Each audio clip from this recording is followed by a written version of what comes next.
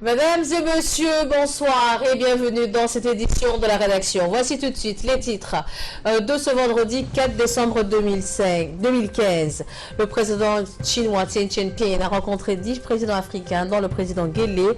C'est le deuxième sommet sur la coopération chino-africaine et le premier du genre qui se tient sur le continent noir. Et en Europe, les Grecs sont dans la rue depuis hier pour manifester contre la réforme des retraites.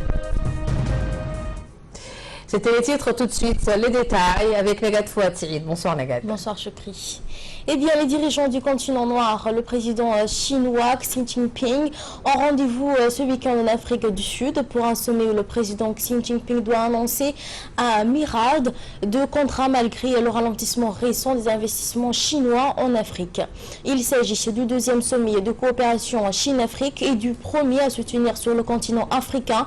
Pékin avait accueilli le premier sommet en 2006. Outre le président chinois Xi Jinping, une quarantaine de dirigeants africains vont prendre à ce sommet. Donc Xi Jinping doit annoncer une série de nouvelles mesures pour les 3 années à venir pour maintenir la coopération sino-africaine et soutenir le développement de l'Afrique selon le chef de la diplomatie chinoise Wang Yin. Donc il insistera sur la forte détermination de la Chine et ses sincères intentions à rester engagé sur une coopération croissante amicale entre la Chine et l'Afrique, a-t-il ajouté. Coopération gagnant-gagnant placée sous le signe d'une coopération gagnant-gagnant est présentée comme une nouvelle étape importante dans l'histoire des relations sino-africaines. Depuis une décennie, la Chine achète en grande quantité pétrole, cuir et cuivre, fer et cuivre et autres matières de première aux pays africains, contribuant à la flambée des prix, mais le ralentissement de sa croissance produit désormais l'effet inverse, plongeant plusieurs pays africains dépendants et en pleine crise, comme la Zambie, producteur de cuivre. En route pour le sommet, le président chinois a fait escale mardi à Zimbabwe, paria de l'Occident, où il a signé plusieurs accords économiques mercredi à Johannesburg. Il a conclu avec son homologue sud-africain 26 accords bilatéraux pour un montant de 6,2 milliards d'euros dans les domaines industriels, agricoles, des infrastructures et la coopération économique. Donc l'Afrique du Sud, première puissance industrielle et du continent, insiste sur la relation gagnant-gagnant de l'Afrique sur la Chine. Donc le FOCAC n'est pas une conférence humanitaire mais une conférence entre partenaires, a déclaré le ministère du Sud-Africain des Affaires étrangères. L'Afrique n'attend pas d'aide financière, l'Afrique doit travailler et saisir des opportunités, a insisté le ministre des Affaires sud-africain. Donc ajoutons que la Chine offrait des occasions pour faire fructifier notre commerce. Les dirigeants africains recherchent une émancipation économique, pas seulement des dépendances vis-à-vis de la Chine, estime un analyste à la rang de coopération aux États-Unis. Les dirigeants africains ont besoin d'exploiter leurs relations dans un sens qui participe directement à l'industrialisation de l'Afrique. Et en marge de ce sommet, le président de la République, son Excellence Ismaïl Omar Guelleh, a eu dans l'après-midi d'hier des entretiens avec son homologue chinois Xi Jinping. Cette rencontre bilatérale a eu lieu en marge des travaux du sommet des 2 jours du Forum sur la coopération chino-africaine qui se tient à Johannesburg en Afrique du Sud. Les discussions entre les présidents djiboutiens et chinois ont porté sur les relations d'amitié et de coopération entre les 2 pays et les 2 peuples, ainsi que les voies et moyens de les promouvoir davantage. L'état de partenariat gagnant-gagnant que les 2 pays entretiennent autour de plusieurs projets importants, notamment la construction à Djibouti d'une série de ports haut de gamme, mais aussi d'aéroports répondant aux normes internationales, des voies ferrées électriques et de routes modernes, a été évoqué au cours de cette entrevue. Les entretiens ont ensuite été étendus à l'identification de nouveaux pôles de collaboration gagnant-gagnant entre les 2 pays et les 2 peuples. La mise sur pied d'un canevas de réalisation au système de caméras de vidéosurveillance que la Chine installe en vue d'une plus grande sécurisation des structures névralgiques à Djibouti a également été abordée au cours de cette rencontre. Écoutons là-dessus la réaction du ministre des Affaires étrangères, Mohamed Ali Youssouf. Le président chinois ne va rencontrer que 10 chefs d'État africains lors de ce 6e sommet de la FOCAC. Donc c'est, je dirais, un signal fort, une considération particulière pour la République de Djibouti. Bien entendu, les discussions ont tourné autour de la coopération bilatérale et surtout en matière de développement économique et social. Vous savez que la Chine finance un certain nombre de gros projets d'infrastructure dans notre pays. Certains sont en cours d'exécution, tels que le Multi-Purpose Port, et tels que la ligne de chemin de fer qui est en train d'être finalisée, et le port du Goubet et encore d'autres projets en cours, notamment le port de Damerjog. Nous avons bien entendu d'autres projets que nous avons amenés, que le gouvernement chinois a accepté de considérer et de financer, notamment les aéroports, celui de Beidle, celui de Rassian, l'autoroute, 2 autoroutes, Obok Doumera, Djibouti Holhol Galilée. Et donc la grande zone franche aussi que les sociétés chinoises sont prêtes à financer. Je crois que l'ambiance et l'atmosphère des discussions étaient très positives. Et les deux parties ont senti qu'il y avait vraiment des relations d'amitié d'abord, de coopération et surtout des relations gagnant-gagnant, où la République de Djibouti, si petite soit-elle, offre également donc à la Chine des choses qui sont appréciées. Nous aurons l'occasion d'en reparler, mais il faut savoir qu'aujourd'hui, les relations entre Djibouti et la Chine ont franchi un palier. On parle aujourd'hui d'alliances stratégiques entre notre pays et la Chine, et nous travaillons à consolider cet aspect également des relations avec la République populaire de Chine. Bien entendu, à côté de cela, il y a tous les programmes de développement dans des secteurs sociaux qui sont dans le pipeline. Le président chinois a bien voulu les rappeler, notamment la construction de l'hôpital de Tajoura qui sera financé prochainement, la construction de la bibliothèque et du bâtiment des archives, le système de surveillance caméra pour la sécurité de la ville et des sites névralgiques de notre pays. Donc il y a déjà dans le circuit et dans le pipeline un certain nombre de projets d'infrastructures, des projets sociaux, des projets, je dirais, de développement de l'aspect sécuritaire, de la consolidation de la dimension sécuritaire, et donc vraiment une panoplie et une gamme de secteurs qui seront donc touchés par ces différents programmes de développement et ces différents projets. Donc voilà une rencontre, la première d'ailleurs du genre entre le président Xi Jinping et le président Guelleh, qui aura certainement des suites, puisque le président chinois a exprimé la volonté de vouloir continuer ses rencontres bilatérales avec le président Guelleh. Donc c'est de bon augure. Le président de la République, son Excellence Ismaël Omar Guelleh, participe aux côtés de son homologue chinois Xi Jinping et une cinquantaine d'autres chefs d'État et du gouvernement du continent noir au sommet du Forum sur la coopération entre la Chine et l'Afrique qui a ouvert ses travaux ce vendredi matin dans la ville du sud-africain de Johannesburg. Ce sommet Chine-Afrique est dédié à l'amorce d'un rythme encore plus soutenu sur les échanges entre les deux parties. Fardous Hussein nous en dit plus. Pour un sommet où le président Xi Jinping doit annoncer une myriade de contrats malgré le ralentissement récent des investissements chinois en Afrique. Il s'agit du deuxième sommet de coopération Chine-Afrique et du premier à se tenir sur le continent africain. Pékin avait accueilli le premier FOCAC en 2006, outre le président chinois Xi Jinping et une quarantaine de dirigeants africains vont prendre part à ce sommet. Placé sous les signes d'une coopération gagnant-gagnant et présenté comme une nouvelle étape importante dans l'histoire des relations sino-africaines. Depuis une décennie, la Chine achète en grande quantité de pétrole, fer, cuivre et autres matières premières aux pays africains, contribuant à la flambée des prix. Mais le ralentissement de sa croissance produit désormais l'effet inverse. En route pour le sommet, le président chinois a fait escale mardi au Zimbabwe, paria de l'Occident, où il a signé plusieurs accords économiques. Mercredi à Johannesburg, où il a conclu avec son homologue sud-africain 26 accords bilatéraux pour un montant de 6,2 milliards d'euros dans les domaines industriels, agricoles, des infrastructures et de la coopération économique. Et toujours en nouvelles du pays, le président de la République, son Excellence Ismaël Omar Guelleh, a répondu hier aux milliers de manifestants qui se sont mobilisés depuis un mois afin de lui exprimer toute leur fierté à le voir tenir les rênes du pouvoir et l'inciter à se représenter pour l'échéance électorale de 2016. Le président Guelleh sortant a indiqué sans embâche qu'il se plie à la volonté du peuple, d'autant plus que le pays traverse une période charnière cruciale pour son essor économique et son développement. En dépit des dénégations d'opposants aigris sous l'influence extérieure, j'accepte pour servir de nouveau mon pays et mon peuple. J'accepte donc pour l'intérêt suprême de la nation, a affirmé le président Guelleh. Le président sortant a également indiqué qu'il n'a épargné aucun effort pour œuvrer en faveur du développement du pays, du progrès social, de la paix et de la stabilité, et ce depuis le premier jour où il a été investi. Pour autant, la mobilisation et la vigilance doivent demeurer de mise jusqu'à la tenue de ce scrutin. C'est ce qu'a précisé le président Guelleh. Il reviendra ensuite au peuple souverain d'en décider en toute liberté et avec l'aide du Tout-Puissant, ces objectifs seront atteints. C'est dans ce contexte que nous avons recueilli cet après-midi donc la réaction de la population djiboutienne sur la déclaration du président Guelleh hier. Écoutons ainsi leurs propos.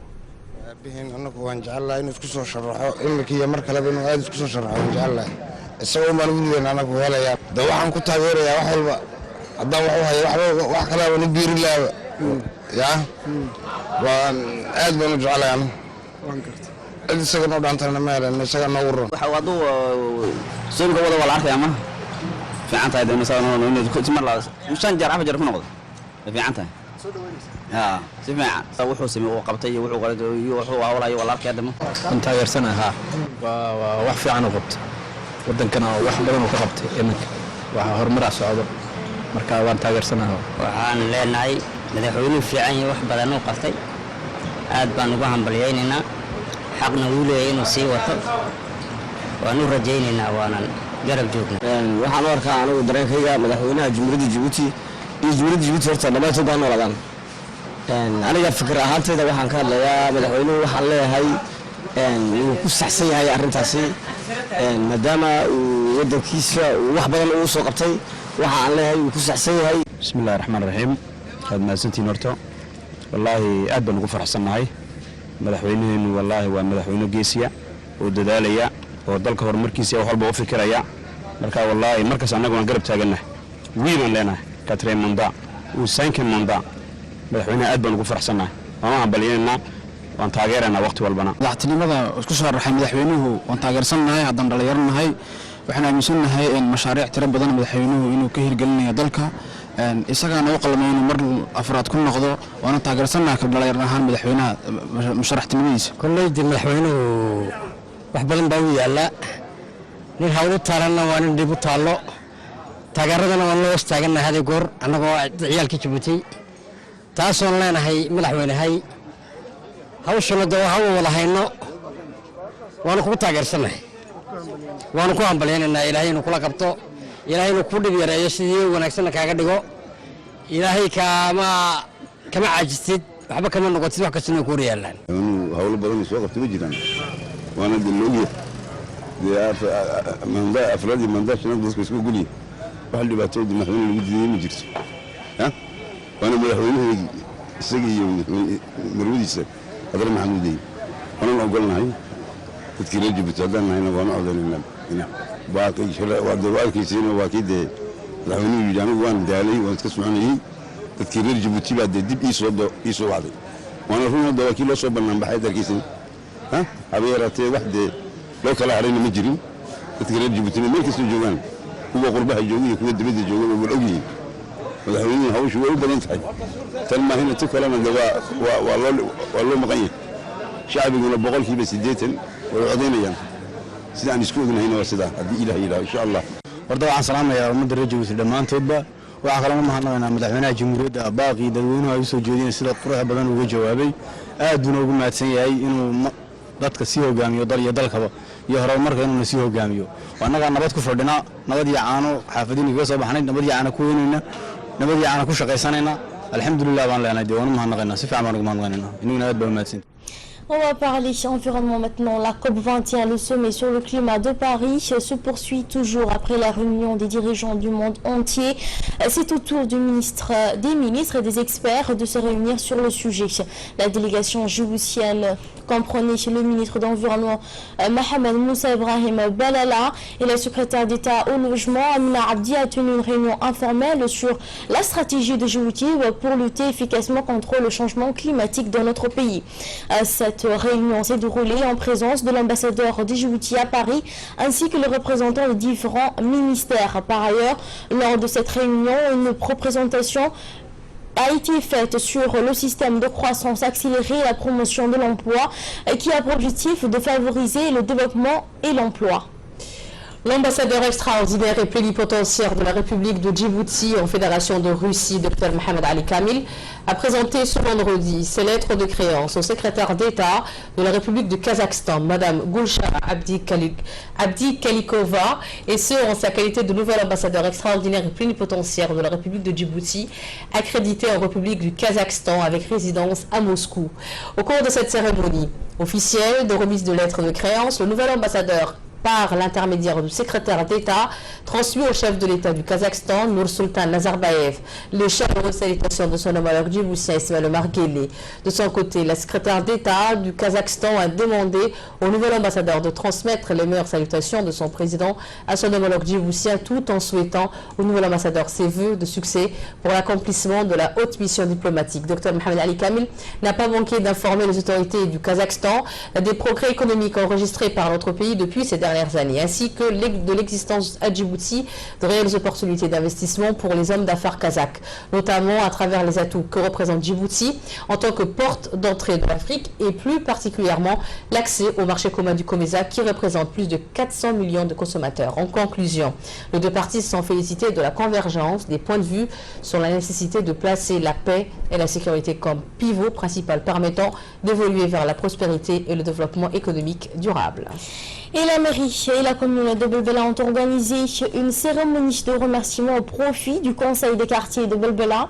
La cérémonie a vu la participation du maire de la ville de Djibouti, Hussein Abdullahi Kayat, le président de la commune de Belbela, Youssouf Hassan Nouhou, ainsi que les élus des différents quartiers de Belbela. Le conseil du quartier est composé des hommes et des femmes en son sein, réunis dans l'objectif d'inculquer aux habitants du secteur les démarches civiques et responsables qu'un citoyen digne de ce nom pourrait l'avoir. Belbela, un quartier populaire qui concentre en lui seul l'un tiers de la population des 3 communes de la capitale, se voit tripler sa population des 10 sites à venir. Et pour cela, la commune se doit, avec l'aide de la mairie de Djibouti, de sensibiliser sa population sur des questions, entre autres, comment la cohésion sociale, l'esprit de la convivialité, la bonne entente entre les habitants du même secteur. Le conseil du quartier œuvre en ce sens et s'est vu primer de leurs actes par des certificats de reconnaissance pour leurs faits et genre. La nation reconnaît votre travail et votre dévouement pour le bien-être de votre compatriote. C'est ce qu'a déclaré en substance le président de la commune de Belbela, tout en saluant le travail exceptionnel et en son rémunéré qu'effectuent les hommes et les femmes qui composent le conseil de ce quartier en question. Toujours aux nouvelles du pays, un atelier de formation sur l'amélioration de l'intégration des technologies d'information et des communications dans l'enseignement et l'évaluation des mathématiques au lycée s'est tenu cette semaine au CRIPEN. L'inspecteur disciplinaire de mathématiques, les conseils pédagogiques ainsi que les commissions rédactionnelles et dans une moindre mesure des enseignants de mathématiques participent à cet atelier animé par un expert français, Georges Desboulez, inspecteur de mathématiques à l'Académie de Grenoble. Au cours de cette semaine de formation, les participants ont travaillé sur un programme assez chargé. En effet, une série de questions importantes étaient inscrites au menu de cette formation, à commencer par l'analyse du place d'éthique dans la réforme du lycée, l'étude des manuels numériques de la série littéraire, le protocole de l'épreuve pratique du bac S, ainsi que la place d'éthique dans les épreuves écrites du bac. Plus généralement, l'expert de mathématiques a donné une série de conférences touchant à des questions comme la place d'éthique dans l'évaluation en cours d'année. Des nouveautés dans le cadre de cette réforme. Et les élèves aussi seront évalués en terminale L. En terminale L en mathématiques, c'est une nouveauté. Avant, ils étaient évalués en première L. Et en terminale L, ils seront évalués avec... et ils auront tous, chaque élève aura à sa disposition un ordinateur lors de l'examen. Donc, nous avons fait appel à un inspecteur de l'Académie de Grenoble. Il s'appelle Georges Dubouloz. Et donc, on lui a demandé d'évaluer déjà ce que nous avons déjà réalisé et de pousser un peu plus loin la réflexion sur l'utilisation de TIS en classe et en évaluation. Et dans le sud du pays, à l'instar du reste du monde, la journée mondiale des personnes à mobilité réduite a été célébrée hier matin à Alicevier. La cérémonie de commémoration qui s'est tenue au conseil régional de la ville a vu la participation du préfet de la région, M. Mohamed Abria Assoué, le président du conseil régional, M. Omar Ahmed Waïs, des responsables de plusieurs associations représentatives des personnes handicapées. Cette journée de commémoration a débuté par une marche dédiée à la commémoration de la journée mondiale des personnes handicapés. L'objectif de la journée mondiale des personnes handicapées est de favoriser l'intégration et l'accès à la vie économique, sociale et politique des personnes handicapées. Une journée internationale des personnes handicapées a été proclamée en 1992 par les Nations Unies à la date du 3 décembre. Cette journée mondiale est par ailleurs l'occasion idéale de réaffirmer ce principe de base trop souvent oublié les êtres humains naissent libres et égaux en dignité et en droit. La commémoration de la journée internationale des personnes à mobilité réduite est l'occasion d'aborder l'exclusion dont souffrent ces personnes en mettant l'accent sur la promotion et l'accessibilité et la nécessité d'éliminer tous les obstacles auxquels ils doivent faire face dans la société. Après les sketchs, place au discours, les intervenants qui ont mis l'accent sur l'importance de la journée de ces personnes handicapées. Du sud du pays, nous allons au nord où l'association Ubuki a organisé au conseil régional de Boc la cérémonie de lancement officiel du projet de nettoyage des plages de Boc appelé projet Plage Nadif. La cérémonie fut présidée par la présidente de l'association Hasna Ali Mohamed en présence du président du conseil régional de Boc, Ali Ahmed, le deuxième adjoint du préfet Amin Shamsan Salih. La cérémonie a vu la participation également de plusieurs responsables locaux, des chefs coutumiers, des représentants des associations féminines, ainsi que les officiels des organismes internationaux intervenant dans la région de Boc. Dans leur intervention respective, les intervenants ont mis en relief l'importance de ce projet qui porte sur la protection du littoral en état de dégradation totale et sa sauvegarde à travers de diverses actions d'information et de mobilisation, ainsi que le lancement des activités de formation au profit des comités de gestion du littoral. Rappelons que ces activités entrent dans le cadre du programme de microfinancement du Fonds pour l'environnement. Le programme vise à renforcer la sensibilisation des communautés vulnérables, notamment les femmes et les jeunes, pour la protection de l'environnement et le développement social. Ce projet est financé par le Fonds pour l'environnement mondial avec un budget total de 19 658 $ pour une durée de 6 mois. Des associations comme Ubuki de bénéficier des petits financements leur permettant de mettre en œuvre des projets de développement social. Ensuite, les projets innovateurs dans le sens où la population sera sensibilisée sur l'importance de la sauvegarde du littoral à travers diverses actions de sensibilisation et de mobilisation. La protection de l'environnement, c'est un sujet très important qui doit préoccuper tout le monde. C'est pour cela que nous sommes réunis aujourd'hui à l'initiative de l'association Ubuki pour participer au lancement officiel du projet nettoyage des plages d'Obok, plage Nadif. Je voudrais féliciter à cette occasion l'association Ubuki pour cette noble initiative et l'encourager à persévérer dans la protection de l'environnement. Et bien, nous passons à l'actualité internationale. C'était dans le titre la réforme des retraites a à nouveau entraîné des manifestations en Grèce. Une grève générale de 24 heures a commencé. Selon la police, deux cortèges différents ont réuni près de 15 000 personnes dans le centre d'Athènes. Hussein, allons-en des plus. La mobilisation est en baisse par rapport au dernier grand défilé du 12 novembre qui avait rassemblé 20 000 personnes. Nous disons non aux nouvelles mesures sociales, déclarent ces manifestants, car leur but est de repousser l'âge de la retraite à 67 ans.